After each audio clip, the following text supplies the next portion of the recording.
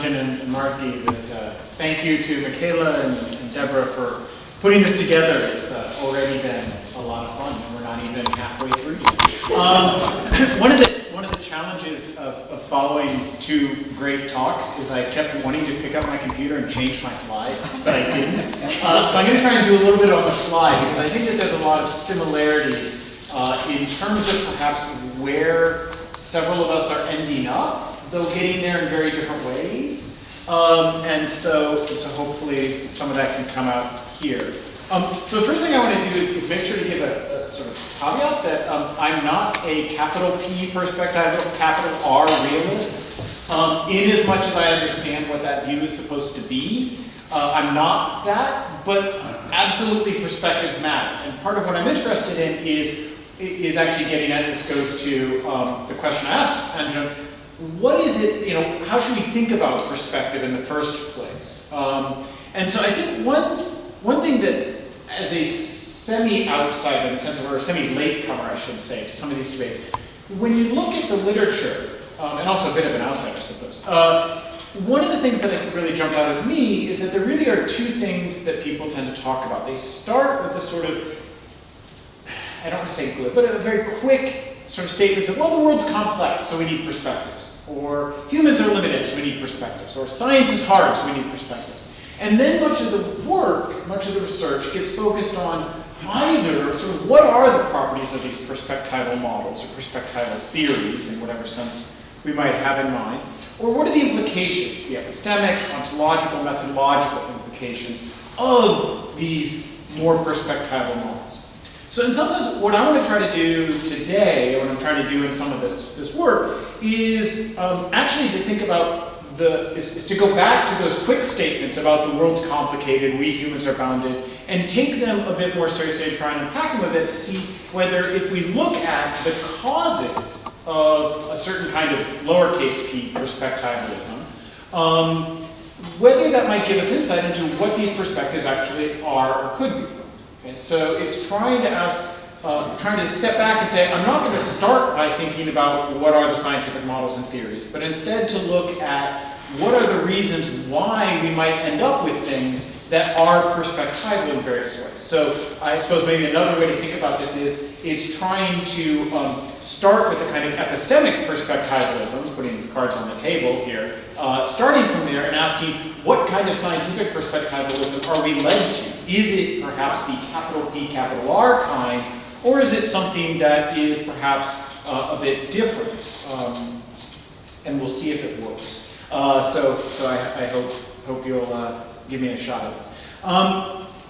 So that's the cognitive and formal basis. So what I'm going to do is look at both some cognitive reasons, right? So start with the banal observation science is done by humans, and actually see if we can get some work out of that.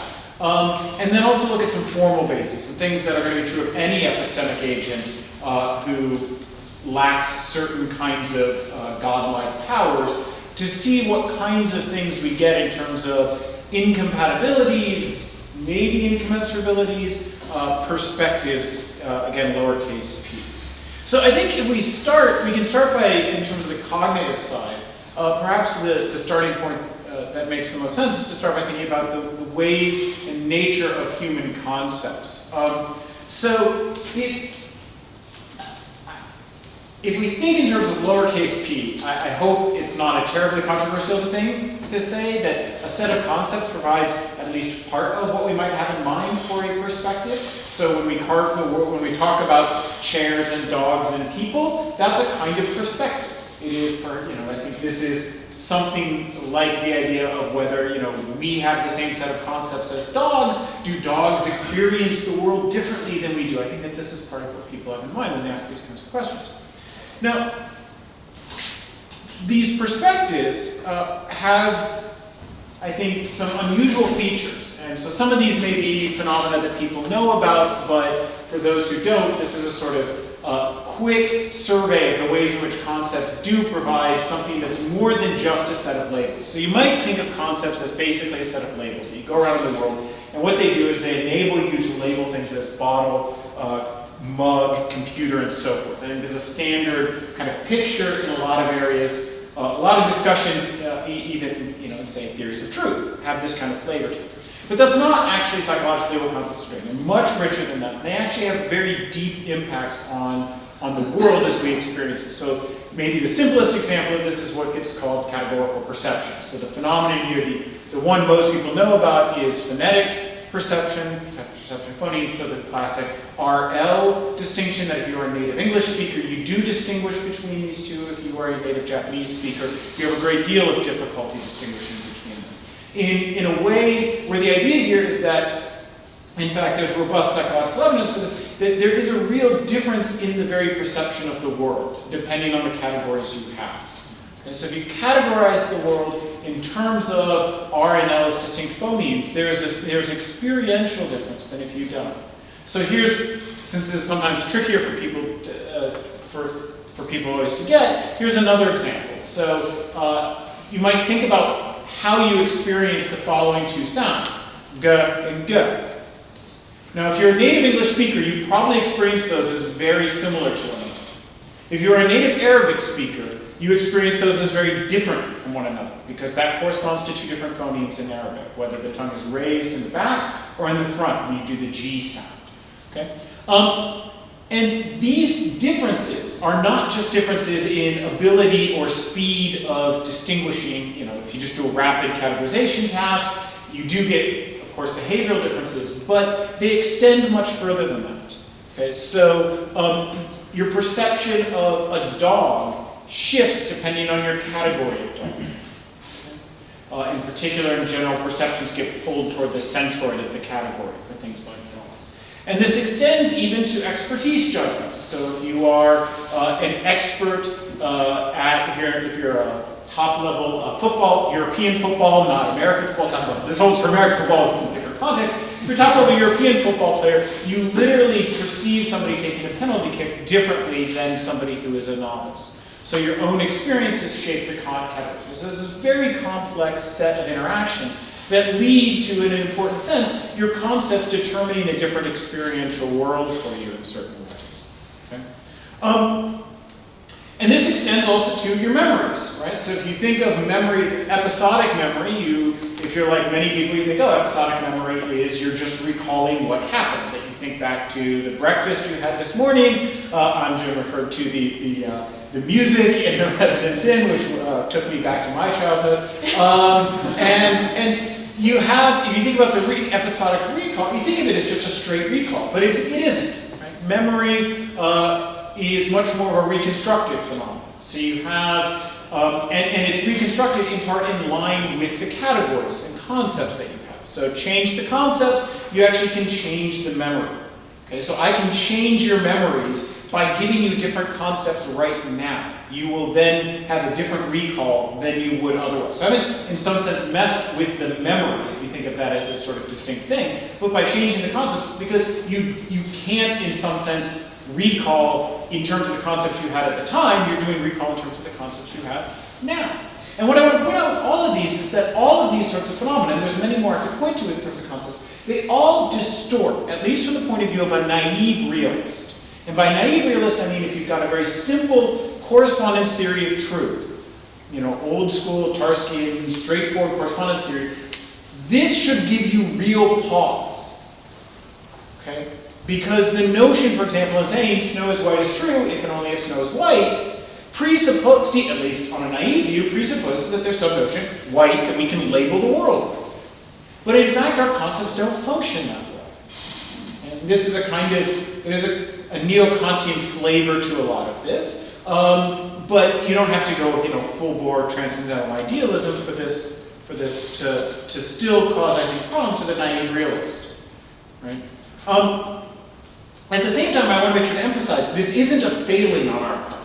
Okay? Sometimes these distortions are looked at and people say, oh, humans are making a mistake, it's just because we are these very weird creatures. There could be epistemic agents that didn't distort in this way. That's what science is about. Science is about getting to those objective concepts that don't distort in any way at all. And I think that's just false. I mean, I think there's ample reason on both cognitive grounds and on actually formal grounds, and I'm not going to go into that at all, to argue or to make the point that in fact any agent that has a conceptual scheme, which is to say any agent, because you can't function in the world without one of these, is they have to have this kind of distorting aspect.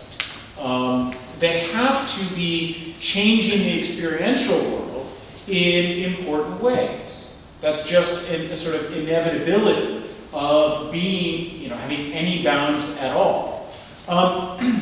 Now, if that's right, then it seems like we've got already some notion of sort of a perspective, right? That the world to the expert, in a kind of deep way, looks different than, or is different, looks different. This is where it depends on how hardcore Kantian, neo-Kantian you want to be. But there's a deep difference between the world experienced by an expert and the world experienced by a novice. Between the world experienced by a native English speaker and the world experienced by a native Arabic speaker. Now, I want to make sure to emphasize, in our particular case, there are, of course, some of these distortions are species-specific, right? And some of them are even going to be individual or community-specific, right? So there's a kind of shared distortion that all the native English speakers in the room would have. So in that sense, there is a kind of individual, contextual, historical aspect to perspectives. Okay? But that isn't, in a certain sense, intrinsic to the set of concepts. So you can imagine somebody who is a native English speaker acquiring the ability, or imagine some weird neuroscientific example, essentially having the ability to discriminate the two different G's implanted in. Right? So in some sense, the history and experience gets screened off, to speak causally here, by the set of concepts. Right? Once you know the set of concepts, it doesn't actually matter where they came from in terms of the experience. They're the thing that does the work. So we get a kind of independence here, right? So that when we think about why I have the concept of dog, for example, which has these various distorting features, the fact that I have it because of the particular experiences I've had is in some sense irrelevant. The distortion happens because of the concept I have in my head right now. Okay? And somebody else could, in theory, have exactly the same concept. To the extent that we think that certain concepts might be innate, notions of agency or causality or space and time, to use the Kantian examples, for which there is some empirical evidence, to the extent that we think certain concepts are innate, it may well be we all have exactly the same concept. Right? It doesn't matter what the experiential history is. Okay? So there is a kind of paying attention to our concepts doesn't force us into a kind of relativism, that is, well, it's my, or an individualism, that I've got my world and Michaela has her world and Maria has her world. There may well be very similar or shared or common features to our worlds, right? But that's determined by the fact that we have the shared, similar, common concepts. So the particular types of distortions are in some sense going to be inevitable. That we are distorting by recalling things as close to the category centroid than they actually were in the original episode. That is in some sense inevitable for humans. It is the fact that I have a particular concept, that may be due to my history, but once we know the concept, it can in some sense screen off. Now, concepts are actually even more complicated than this, because they don't just depend on sort of your experiences and innate constraints, right, or in some sense innate, right? You might have a picture of, you've got some set of constraints, then the experience comes in, and you're just a learning machine that produces some set of concepts. That's not actually, it isn't that simple, at least if we think of experience in some simple way, because goals matter, and the functions play a key role in what concepts you have and the content of those concepts. So let me just give 3 quick examples. A very classic one, now nearly 20 years old, is this wonderful study by Doug Medine and John Coley and others, looking at the concepts of particular tree types that landscapers, a set of biologists, and maintenance workers in a park had. Okay? And what's interesting about this case is it's not a multiscale modeling case, right? It isn't as though one side has one model, has a model at this level, and another side has a model at this level. They all have models in some sense at the same level. They're looking at exactly the same stuff at the same level.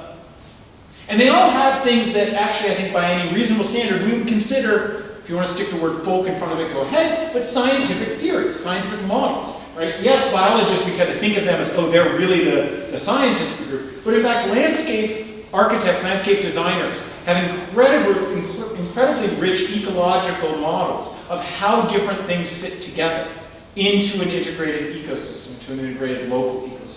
And maintenance workers actually have an incredible amount of expertise, expert knowledge about how things will interact in terms of, planting this tree here will kill the grass there. Okay? And it's, I think, arguably of the sort of at least folk scientific level. Right? And what the study found is that, in fact, they had wildly different ways of carving up the world, wildly different understandings of how the things function. In some ways, these were compatible in the abstraction kind of sense, right? The landscape designers just thought about the plants differently. They cared about, for example, the color in a way that the maintenance people did not. Right? So some of it is people caring about one feature and another group cared about a different feature. But in fact, they also carved them up in using some of Engine's language. They had different packaging and different behaviors. They put things together into different kinds of groups. Okay? An example that was done that other people looked at is looking at trying to understand, depending on whether you're trying to understand causal relations in the world or merely statistical relations in the world, you will have different sets of concepts. You will carve the world up differently. You will attend to different features. You will group things together in different ways. Okay? And that's Mikhail Volpin and Jörg Hagmeier, a really, really beautiful study where they basically taught people concepts, and then depending on how they were going to use them, people would shift the concepts in radically different ways, and in some cases even throw out the concepts they'd been told and learn entirely new ones. And there's actually a whole literature in psychology looking at effects of whether you're trying to learn to predict features, so you're told this thing's a dog and asked how many legs does it have, versus categorization, where you're shown a thing and said, what kind of thing is this? And here you get very robust effects that people just learn in a rather strong way different concepts. They carve the world up differently, the concepts have different internal structure, they are used in different ways based on what people need the concept for. Do they need it for categorization or do they need it for feature inference? So the key here, I think, is that you get a lowercase p perspective if you start to recognize concepts as arising from these different goals, having these different distorting effects on the world as we experience it. I think there's a sense in which we can talk meaningfully about different people having different perspectives on the world based on these different concepts that they have. Now, another sort of cognitive basis that goes to this arises from thinking about where we get our knowledge, how we get our knowledge in the first place, which presumably is through a kind of learning, right, and the impact of goals on our learning. So there's a kind of standard view, I think this is held in many areas of psychology, cognitive science, but also many areas of philosophy, that about the role of goals in learning. So this sort of high-level picture in the standard view is goals tell you what kinds of things to pay attention to. So if my goal is to learn French, I'm going to attend to the linguistic features having to do with French. I'm not going to pay attention to, say, the color of the speaker's shirt. Okay? But then learning involves sort of, in some sense, mirroring the data that you get that are relevant in this high-level way. And then the goals come in when you want to do something with it. Right? So learning representations, those are about mirroring parts of the world. Abstractions, and you're abstracting, you're idealizing, but you're trying in some sense mirror. Even the idealizations are supposed to be very small. And then reasoning is supposed to be where the goals come in. Now I want to use that content to do something. But in fact, a very different view is that in fact how and what you learn might depend on the goals in the very first place, in a rather deep way. That what you extract from the world might be what will help you achieve your ends, not what mirrors the world. Okay? So, and in fact, if you adopt this view, you get straightforwardly as a prediction that there should even be times not only that people justifiably learn much less than they could, that is domain relevant, but in fact that they'll justifiably learn false things, depending on their goals. Okay? So a very pragmatic view about the function of learning. So here's a kind of example. This is some work that I've done, and I'll give you some more examples later, but to try and just give a flavor for this, and also because I knew I was going right before lunch, and I wanted to make you have to think a little bit. So here's the audience participation part of the talk. So you're going to be shown, a few of you have seen this before. If you've seen it before, shh, don't say anything. Okay? You're going to see 4 buttons. Okay, and the design is, when the 4 buttons are pressed, anytime a button's pressed, a number appears. We're going to show everybody in the experiment is going to actually get exactly the same data. Right? So we're not going to be we're not going to show people different data. And what we want to know is if we vary the goal, if all we do is vary the goal, do people learn different things? Or do they learn in different ways? Showing exactly the same input data. Right? So a very simple kind of experiment. So here's the audience participation. This side, your goal is to figure out which button has the largest average. That side, your goal is to figure out which button has the smallest average. Okay? And I'm only going to show you a couple of cases because otherwise it gets really boring. Okay? So here we go. Here's our 4 buttons. Okay? Okay. You guys had the max goal. Which one of A, B, C, D has the smallest average? Let's see if again. Which one has the smallest average? All right. How many people say A? How many say C? Okay, so we're getting a mix. More C's rather than A's. By the way, which one has the biggest average? B. Which one was it? B. B. Yeah, in this case, actually, it turns out max is easier than min. You sort of do it anyway. But here are the actual averages. If I'd shown you more, you would have gotten this, right? Notice these 2 are relevant for the min, these 2 are relevant for the max. We actually also, when we ran this experiment, we also had a group that just said, learn all the averages. Right? Because you got to make sure this is learnable, right? We wouldn't want it to be the case that you couldn't actually learn it. So what happens when we actually do this? Here's just one of about 6 different experiments we've done. You ask people afterwards, by the way, what are the averages? This is one of many data, one of many measures we use. They all point in the same direction, right? So the max people figure out the difference between the max. The min people figure out. The average people get it basically right.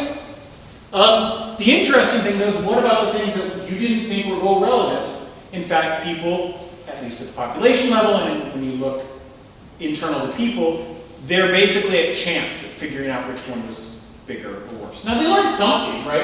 The max people didn't think that the smaller buttons were up here at 50, but they can't distinguish between them. Okay?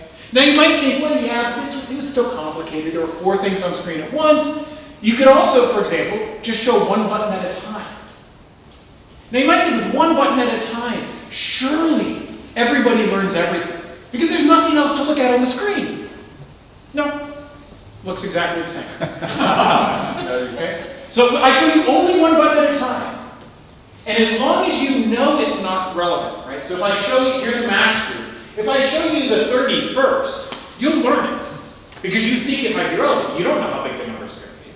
But if I've shown you the 70 first, and then I show you the 30 and the 20 and then the 80, you won't be able to distinguish the 20 and 30 in your behavioral responses. Okay? Now that's a case of abstraction, right? People don't model the things that don't matter to them. But in fact, it goes much more than this. If you're curious, by the way, I should say, if you're curious about what's going on is basically people, we think, and this is based on a whole series of experiments, what we think is going on is that people are dynamically allocating their attention very, very fast. They're just saying, they don't even look at, if you do eye tracking data, they don't even look at, to the same degree, the things that they quickly, within 1 or 2 trials, decide are not goal relevant. Right? So it's a very rapid, very dynamic allocation of your attentional resources. Interestingly, if you think of attention as kind of like a filter, once it gets in, you learn. Right? So you're not re-representing things. It's not that you're representing as, well, this one's bigger and that one's smaller. You're actually representing the number, but it has to get into the system in the first place, in that sense. But in fact, we've now gone on and done some others, and we've gone back and looked at other things. It isn't just that you abstract and don't learn things that you think aren't going to matter. It's that you'll often learn justifiably, arguably, learn falsehoods. So here's a kind of classic example. We know that heart size and heart strength are correlated. Right? The larger the heart, the weaker it is. Okay? It's a standard finding. It's been known since the 1930s. Most people, so let me say it this way. So here's two causal models I can give you, right? One is, as a heart gets bigger, it becomes weaker. Okay? The other is, as a heart gets weaker, it enlarges. How many people think the first model is right? As a heart gets bigger, it gets weaker. Okay? How many think as a heart gets weaker, it gets bigger? Right? You people are weird because you actually know the right answer, some of you. The right answer is the second one. The right answer is the second one. As hearts get weaker, they enlarge. What's particularly interesting about this is that Filtovich, Spear, and Coulson did this very nice study where they looked at a whole lot of doctors and found that the vast majority of doctors had the wrong causal model. Despite it being known since the 1970s what the right causal model was. In fact, they found medical textbooks that gave the wrong causal direction. Okay? Now you might say, look, these people are behaving irrationally. This is clearly this is showing just human fallibility. But I want to suggest it's not that simple. Because, in fact, at the time, there was no way to intervene on either one of those. You couldn't change somebody's heart size, you couldn't change somebody's heart strength. If all you're doing is using these as a predictive relation, it doesn't matter which causal direction you have encoded in your head. Right? If all I want to do is predict the weather, given the barometer reading, and I can't intervene on the barometer, it doesn't matter. I'm perfectly free to think that the barometer causes the weather outside. Now, you might say that's silly. Why would you do that? Well, you might do that because, in fact, it fits much better. The word analogy came up a few times. In fact, that's exactly the explanation that Filtovich et al. Give, is that as things get bigger, they get weaker. Think of a flabby muscle. Analogy is just kind of overwhelming for doctors. And it didn't matter that they were using the wrong analogy. It doesn't matter, I should say, that the analogy led them to an incorrect causal belief. Similarly, we've actually been able to show that you give people a whole bunch of data, and if what they're going to do is have to make a decision, there are systematic distortions in what they learn, but there are distortions that make it more likely that people will make the right choice. So choice is a probabilistic thing in most people. Most of the time, most people don't choose deterministically, but the probabilities get driven by your beliefs. And what we found is that people would systematically have distorted beliefs, but they always were distorted in exactly the way that would make them more likely to achieve their goal. Okay? And in fact, if you think what matters is achieving the goal, then it's justifiable to learn a false thing. Because it's making, on pragmatic grounds, it's an awfully good idea to learn the wrong thing. Okay? So, the idea here is that we've got this even deeper sense in which goals are mattering for our perspective. Now, you might think, all right, everything I've been talking about is just sort of ordinary cognition, right? Everyday cognition. Scientific cognition, that's better, right? We do better when it comes to scientific cognition. It's more rigorous, it's goal independent, all these sorts of things. You might hope, that might be the hope that you have. I want to suggest the answer is no. That isn't going to work. Because we can see a lot of these phenomena, and I'm going to focus on the goal case in the next little piece. In fact, it shows up in the most rigorous you might want in the sense of things that we can formally prove about what has to be the case in certain kinds of inquiry. And so that has to do with the role of goals in ontology. So full disclosure, Angela mentioned a paper of mine, a Centé's paper of mine from a couple of years ago. This is an expansion of some of the things that were in there. So here's the basic idea. So there is this, I think, realist intuition. Certainly it's a kind of realist intuition, which is that the objects of the world are, the objects we should think are in the world are whatever's in our best scientific theories. Is the sort of thing you get in the no miracles arguments. It's a kind of naturalist position. It says, look, we don't have a way of figuring out exactly what the objects are in the world. but if our best scientific theory says that there are electrons, we're going to say there are electrons. If our best scientific theory says there are penguins, we're going to say there are penguins. Right? And I want to make sure to be clear, everything I say is going to be based on the assumption that things other than fundamental physics can tell us about objects in the world. So if you want to be a massive reductionist and say, no, truly all there is in the world are whatever it is, quarks, strings, particles, I don't know, fields. If you want to say that's all there really is in the world, that everything else is just humans carving things up in our weird ways, then wake up in about 10 minutes. Because in some sense, I'm not going to say anything about that point. I'm worried about cases where we want to say, no, there really are things other than just whatever the most fundamental sciences, whatever you think those are, tell us. Right? And the claim I want to make here is that in this intuition, you start with this intuition, there's a problem, which is that the word best here depends on your goals. Okay? And the reason I want to present it this way is this is, in some sense, autobiographical. It's how I came, in some ways, to these positions. Starting out trying to be a hard-nosed realist, old-school realist. So in that sense, perhaps I'm different from some people who want to push for a more pluralist line. I didn't start out wanting to be a pluralist. I was pulled there, in some sense, kicking and screaming. Because I think once you take seriously this idea about the best theory depending on our goals, you're really quickly led to a rather robust pluralism. And I'm deliberately saying pluralism here. I'm not sure if it's perspectivism, at least little p perspectivism, I think. And importantly, this is a pluralism that's based on just our epistemic, any inquirer's epistemic limits. I'm going to make the argument, okay?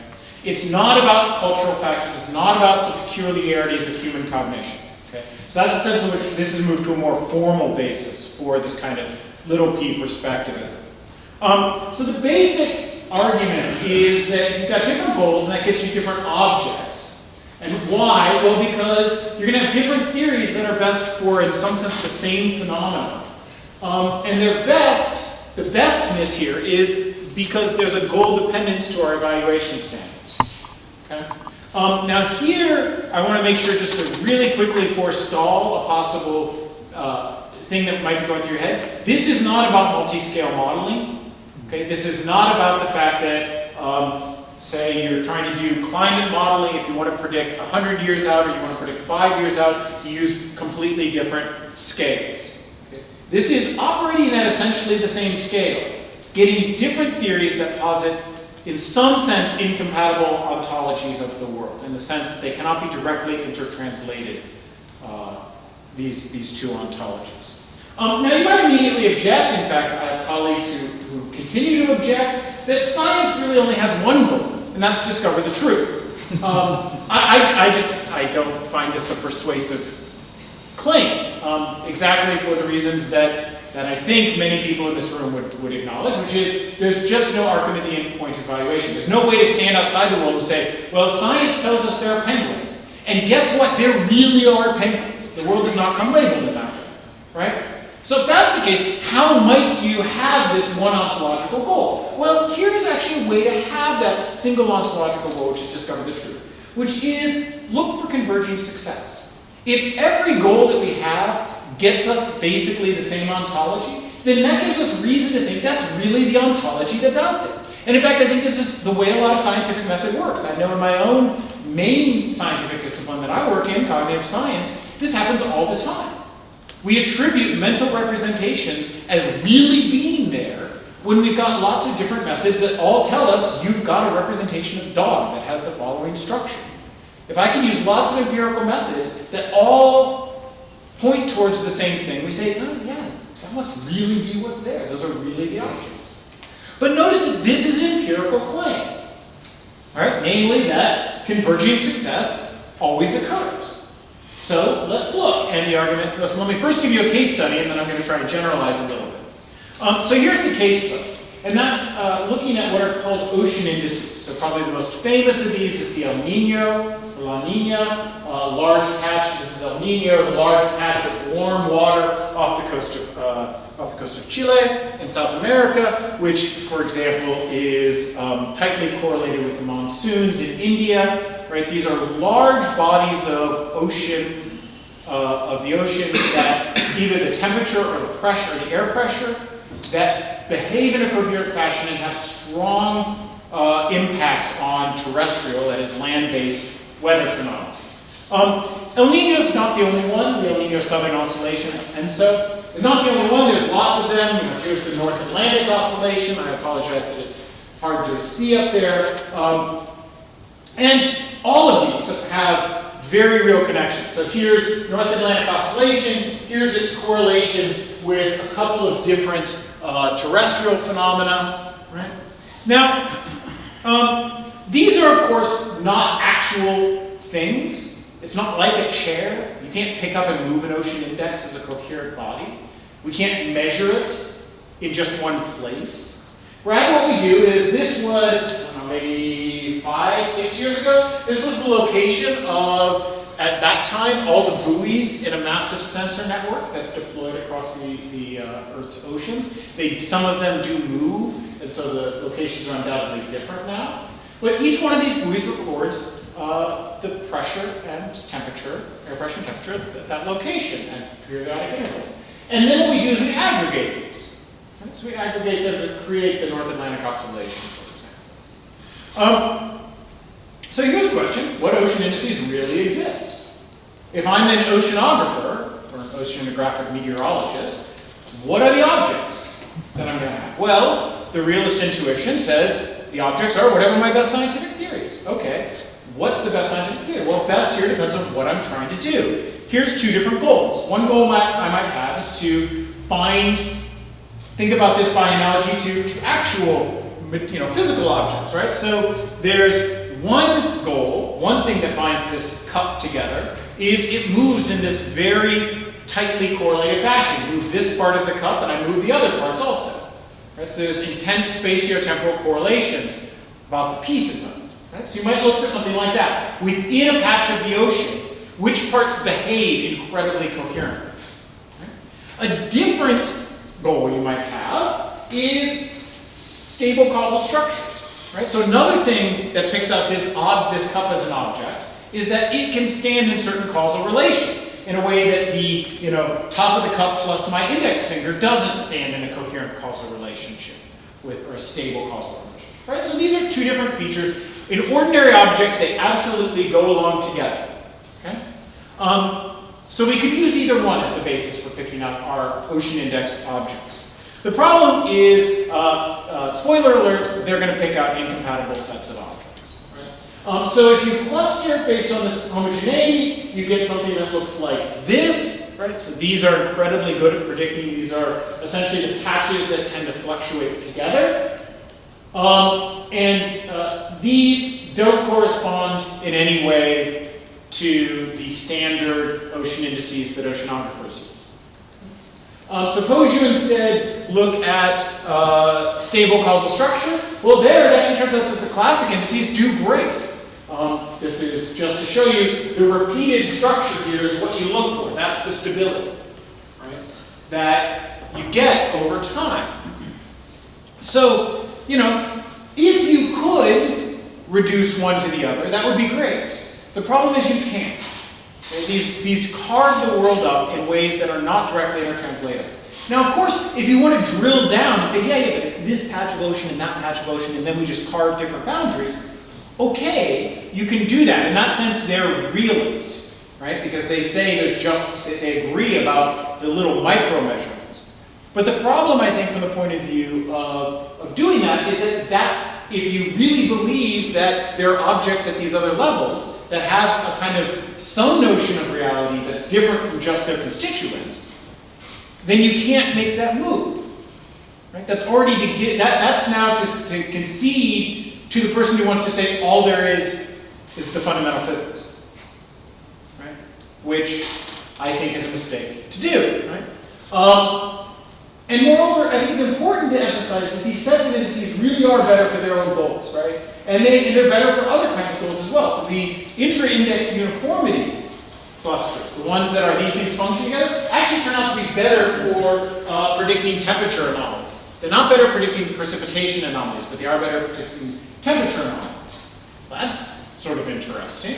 But if you try and learn a stable causal structure over those clusters, you get what we refer to lovingly as graph spaghetti, right? It's just gibberish. It's not stable, it's not repeatable, it's incredible, it's not the sort of thing that we think of as a causal relation, right? Now, I want to make sure to emphasize, this is not anomalous, I don't think. We've got other case studies in scientific practice that look like this, and more importantly, we've got theoretical analysis, where you can take certain kinds of structures, and you can simply prove that it's not a function of the amount of data you have, it's not a function of measurement error. You give me the best measurements and the most data you want, and things get clustered differently depending on your goal. Okay?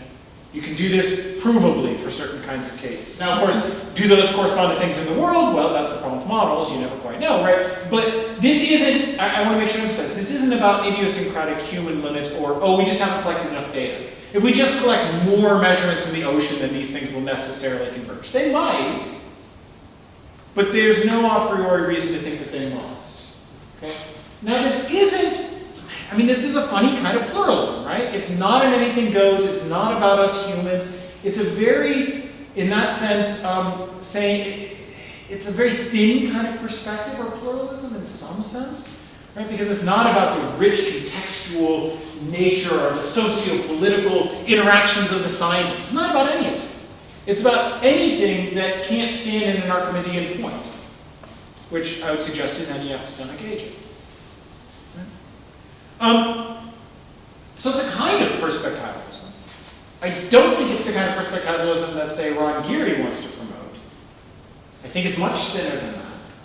But it's also not, it's not any sort of simple realism. I suppose in the sense it's a non-perspectival pluralism, maybe. I'm not sure. I was listening to Andrew's talk trying to figure out if I'm a non-perspectival pluralist. I'm not sure. I think I might be. But what are these perspectives? Because I want to keep the lines of perspective. I don't want to give it up because it's a very valuable thing. To be able to talk about the fact that this isn't a kind of naive realism either, right? So if we think about the role of goals and concepts here in evaluation functions, then I have a C, at least a set of concepts and goals. Whether that's all of a perspective, I don't know, or just a proper subset, I'm not sure. But an individual has a C, but C is not indexed to this subject. Okay? So I can have this cup without this cup somehow now be David relative or something. Right? In that sense, perspectives become individual, independent objects. It means that we can have something akin to truth.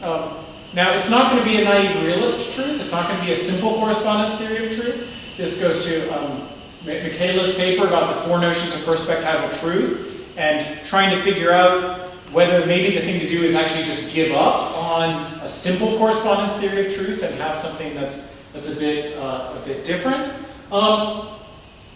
As I suggested earlier, I think that the impact of those things that are often talked about, these sort of the messy details of the world, perhaps are all mediated by these things that are these individual independent sets of concepts and goals. And moreover, any agent with goals and concepts, which is to say any interesting epistemic agent, is in this sense going to have a thin perspective. I mean, in that sense, I suppose maybe I get to the end and I worry that I've got a kind of banal conclusion, right? Which is that, and this comes back to the thing I said at the beginning, which is this idea that it's trying to start with epistemic perspectivism and ask, where do we get to the scientific perspectivism? Because if you ask, is this realist? Well, if you think about it, lots of the things I said were not science-specific at all. They weren't. So if you're a kind of everyday realist, if you think that there really is a world that consists of chairs and tables and so forth, then you've got to have some way of having come to grips with or accepted some notion of epistemic perspectivism, I want to suggest. Because that's just what it is to be a human knower. That's just, there's no way out of that. And so then the question becomes, well, if you're willing to do that, why aren't you willing to then be a scientific realist? Right? Can we port the realism that we have about the external world over to then be realist about scientific objects in the very same way? Now notice this can't be a naive realism. Right? Now, does it go all the way to capital P, capital R perspectival realism? I'm not sure that it we're forced to that at all. But I think that, that by actually just explicitly tying these things together and understanding science is simply another form of epistemic inquiry done by humans, we can actually potentially get a more nuanced, but also more perhaps plausible, kind of view that says, because, I mean, and the reason I just want to make sure to say one last thing about this, the reason I want to make sure to emphasize this is, I don't want to tell you how to be an everyday realist. I actually think there's lots of ways to go from sort of epistemic perspectivalism to everyday realism. Whether it's changing the theory of truth, going hardcore neo-Kantian, appealing to various kinds of quasi-innate constraints, looking to language and coordination, behavior coordination as a way of grounding these things. I think there's lots of ways of trying to do it. And I don't want to tell you how to do it, but I want to suggest that however you would want to do that, maybe you should try porting that into science and see whether you can make sense of a realism in science in that same way, however you would want to solve that. So to sum up, I think they clearly are. I think our theories and models are perspectival. They use concepts that, even the theories that have been given, people have talked about electrons. Well, guess what? The electron is a distorting concept. All concepts are distorting in this way. But they're also action-bound. We have to have them. There are both these cognitive formal bases. They're not thick perspectives in this sense, right? They might be much thinner. That's why I kept saying little p perspective, because I don't think they're individual dependent. But I think it might start to get at, Margie suggested maybe we can't have a nice pretty middle ground, but I want to suggest maybe we can if we start from an epistemic perspectivalism, a sort of more moderate, and try and push it into science. How exactly to do that, that's next year's talk. So thanks.